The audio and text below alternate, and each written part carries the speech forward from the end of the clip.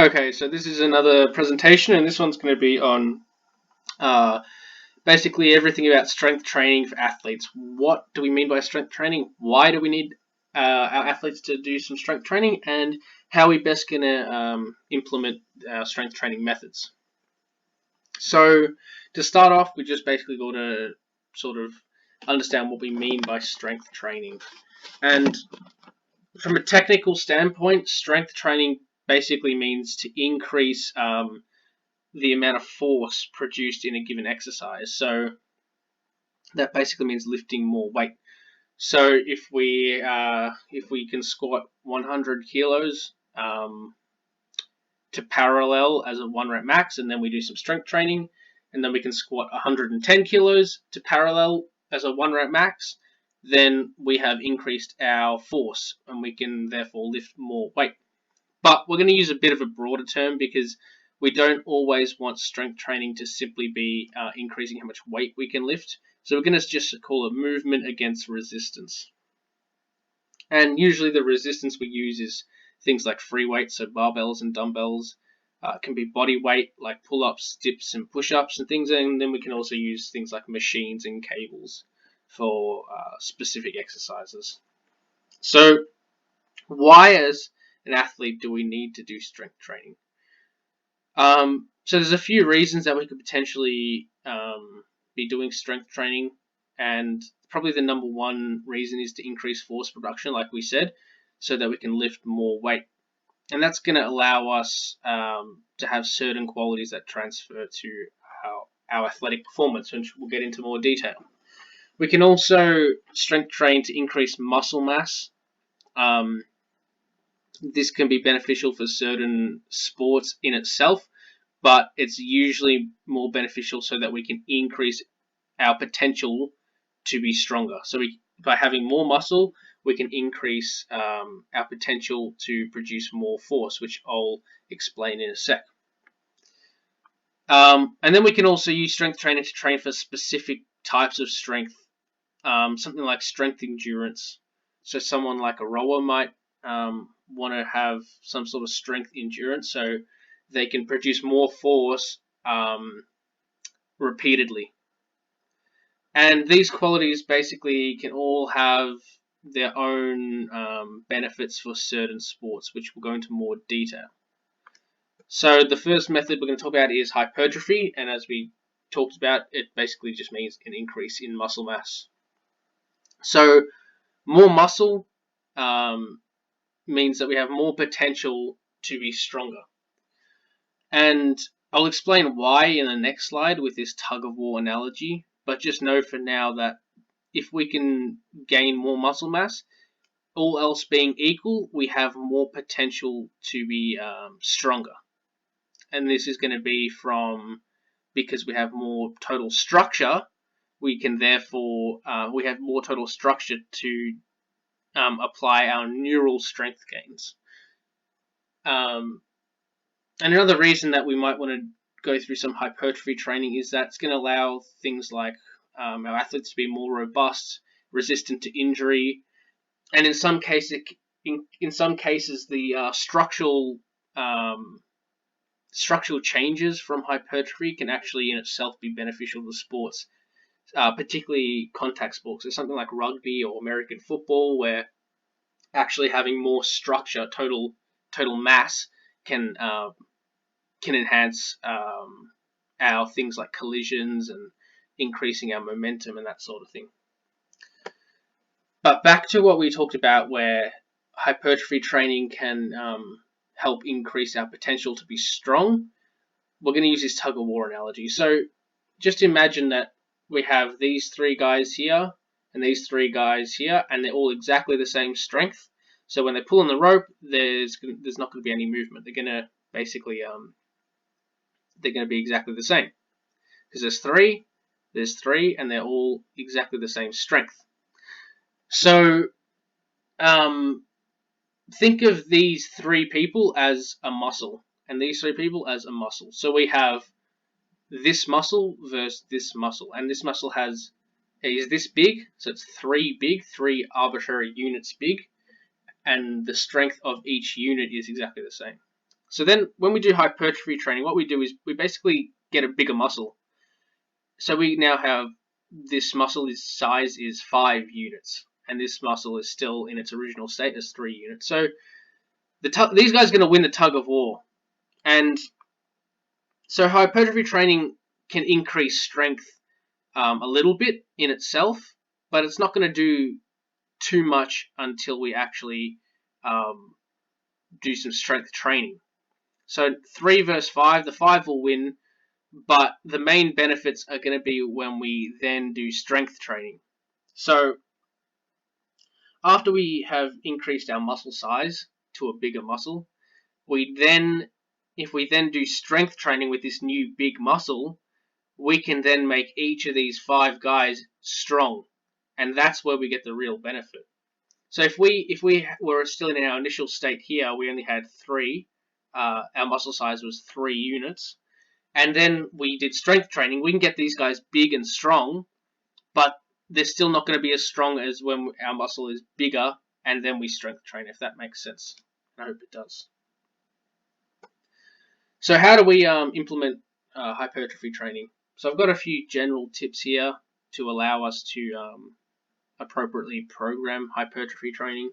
So the first is frequency, around 2 to 4 times per week, and this is going to be dependent on muscle groups. So on our lower end of the frequency spectrum, we're probably going to have muscles that are bigger and can produce more force. Things like maybe your quads, hamstrings, your lats, and your chest. Things like that are probably going to be able to train hard about twice per week.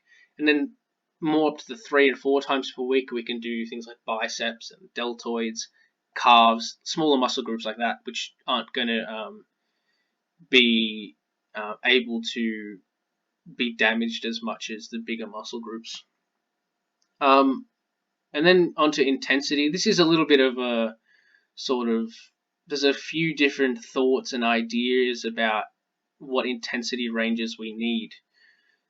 And so if we look at the mechanisms of hypertrophy, I'm not going to get into too much detail, but essentially we want loads generally that are greater than 60% in order to actually, disrupt homeostasis. So we need quite heavy loads to actually cause any disruption so that we can change. But then we can also use loads that are a lot lighter, and we can even use loads that are a lot lower, and we can use loads that are a lot higher as well. But when we use loads that are lower, so things like lower than 60%, we generally need to go to failure or almost to failure in order to recruit all the muscle fibers that we can, because we're not going to recruit the high threshold motor units by only doing submaximal sets below 60%. We need to actually almost go to failure to do that. And we can also use loads that are greater than 80%, but the problem there is that that's going to create lots of neural fatigue, and it's going to be a lot harder to accumulate volume, which we'll get into here, which is going to be pretty much critical for hypertrophy gain. So we can do heavier and lighter loads, but the golden area is going to be, the golden range is this 60 to 80% of your 1 rep max, and this is probably going to be done at for submaximal sets, because this load's probably heavy enough to actually recruit all the muscle fibers of whatever muscle group you're training. So this isn't really set in stone. This is very broad, this intensity, but I've given you some general guidelines. Exercise selection, we basically usually want more compound type movements, because they're going to use the highest amount of muscle, and therefore create more damage and disruption to the muscle fibers. And we can generally use heavier loads for those exercises. And full range of motion is pretty important here. We want to, in order to recruit the entire spectrum of fibers throughout the muscle belly, we want to use full range of motion. and also stretch appears to be sort of an independent stretch under load appears to be an independent variable of hypertrophy in itself. So use full range of motion, usually compound exercises, and we can do some isolation type exercises. For example, some sort of like neck hypertrophy training for guys in like rugby and American football, that can be beneficial. And there's a few examples there, but mainly stick to the compounds for full range of motion, and then do some isolations exercise where it's necessary. And here's the most important part. So we want a progressive overload in volume. So week to week, or microcycle to microcycle, or mesocycle to mesocycle, we want more volume to be done, which means sets times reps times weight. So we want to either increase our weight, our sets, or our reps each week. Generally, the best way to do this is through sets and reps, because that's going to have more of an effect on volume than load is. And also, if we increase the load too much, it's going to be very difficult to accumulate volume. Moving on to maximal strength. This is sort of our typical strength training definition that we think of. And this is how much weight can we lift, basically. How much force can we produce? So greater force equals greater potential for power and speed development. And that basically means that it's similar to the analogy we used before, where increasing muscle mass can help us in the future increase our strength. The similar thing applies. The more force we can produce, the more force we're able to produce quickly. So if you think about, let's say, a vertical jump, if we don't have enough force to actually squat our own body weight, then it doesn't matter how quick we do that, we're not going to get very high. But if we can increase our force to where we have a surplus in strength, where we can actually squat with load on our back, then we can get all that force that we're able to produce and learn how to produce that quickly with things like plyometric and power training. And a similar concept goes with speed training. But basically, when we get more advanced, a sort of general base of strength is generally enough, and any increases in strength from there, once we're pretty strong, is not going to have, it's a diminishing return. It's not going to have as much of an effect. So maximal strength training is going to have a lot bigger transfer to sports that require loads to be moved. So something like wrestling versus long jump. Wrestling, we actually need to move a person sort of around. We need to be able to have enough strength so we can, flip guys over and that sort of thing. Versus long jump, we sort of just need to propel our own body weight. So strength training is going to have better transfer to, and probably more important to, sports like wrestling. And if we want to get even more specific, powerlifting and weightlifting, that is their sport to move as much weight. But it's going to have less importance in something like long jump. So what's the best way we can implement maximal strength training? So frequency, around 1 to 3 times per week, depending on the exercise. And this is because when we do maximal strength training, we're not going to do much actual muscle damage or structural damage.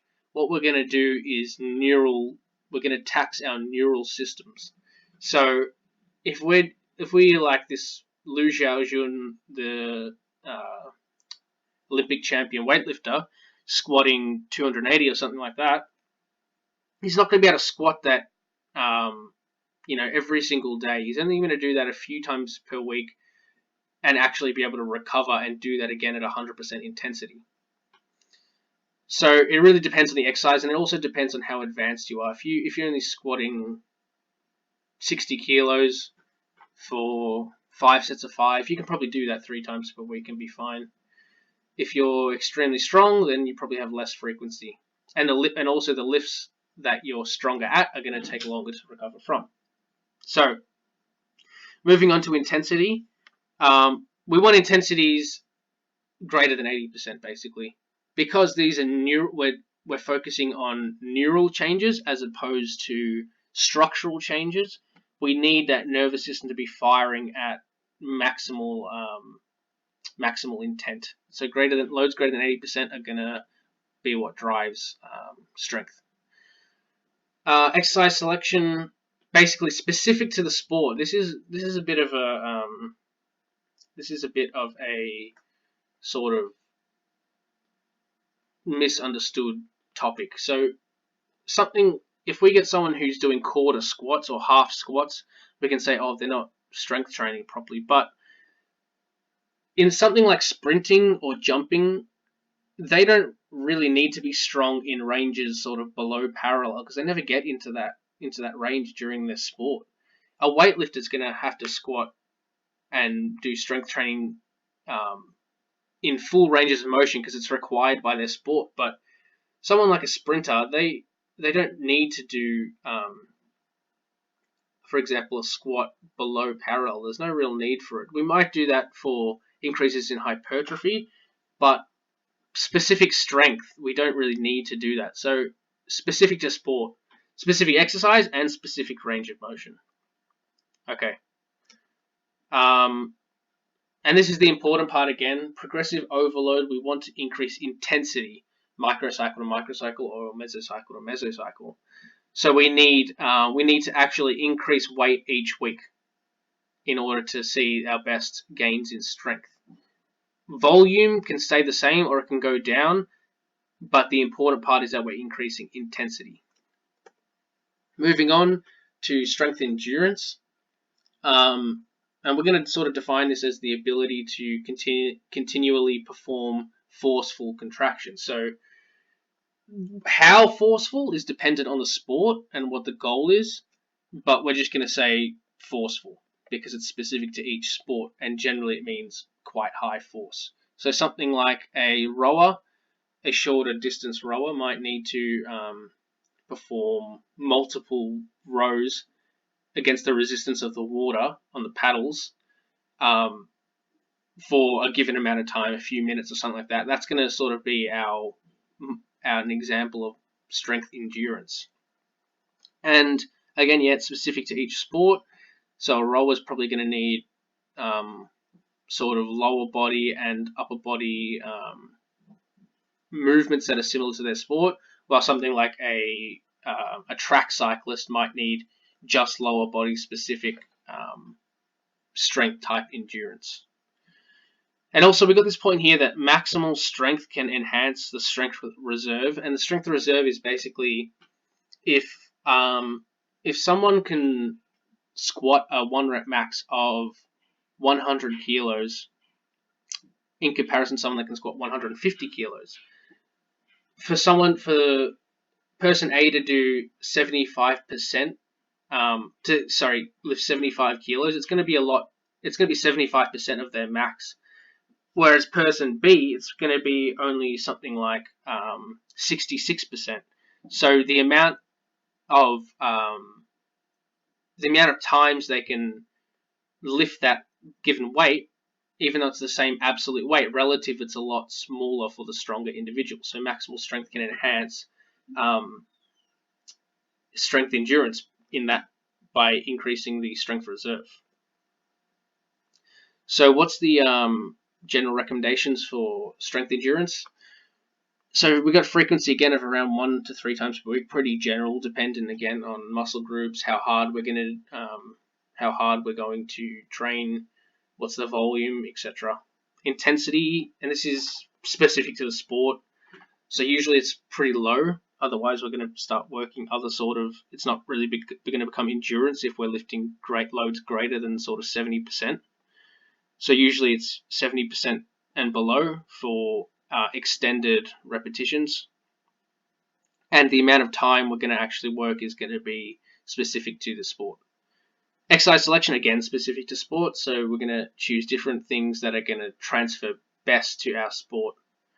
And our progressive overload, this is again the important part, we want to increase capacity. And what that can be a few different things, but basically we want to be able to do more each week. So whether that's an increase in load lifted for the same amount of reps and sets as the week before, or whether that's building up from doing this many sets of this many repetitions to doing extra sets or extra repetitions. So basically, volume or intensity can increase, but it's all going to be specific to the sport. And just lastly here, this is the continuum of strength training. So just to put things into context, when we do some sort of strength training workout, we're not necessarily only increasing one quality at a time. So if we do a maximal strength training session and we're working at this sort of 4 to 5 repetition range, we're going to have some transfer to increases in power, a little bit of hypertrophy, and a little bit of endurance. But the fact is that we're focusing on maximal strength, whereas we do something in sort of the 8 to 10 rep range, the main thing we're going to be increasing is hypertrophy with a bit of muscular endurance, power, and strength also being trained simultaneously, but the focus is on hypertrophy. So don't think of things as absolutes. It's not, if we're doing one sort of training session, it's not only increasing only one quality. It does have transfer across the board. And here's some examples of some periodization sort of programs that we could implement. So the length of the arrow dictates how long the actual training block is, or the training phase. So for example, a rower might do a short hypertrophy block just to sort of have that base level of muscle, followed by a big maximum strength block where we're going to focus on increasing how much total weight we can lift, and then that's going to get transferred to strength endurance with another average length block, because that's specific to their sport. A sprinter might work on sort of strength in this 3 to 6 rep max range for sort of a moderate block. Then they might really focus on maximal strength in the 1 to 3 rep, 1 to 3 RM strength range. So that's a big block, so they're getting really strong. And then they're just sort of maintaining that max strength that they built, maybe that's during the season or something, where their focus is more on power and speed. Powerlifter, a strength athlete, a big hypertrophy block, because they need to have lots of muscle to be nice and strong. Pretty big sort of we call this more of a general strength block, so in 3 to 6 rep max range. And then again, getting specific to their sport in the 1 to 3 rep max range. And that's it. Hope you guys enjoyed that, and thanks for watching.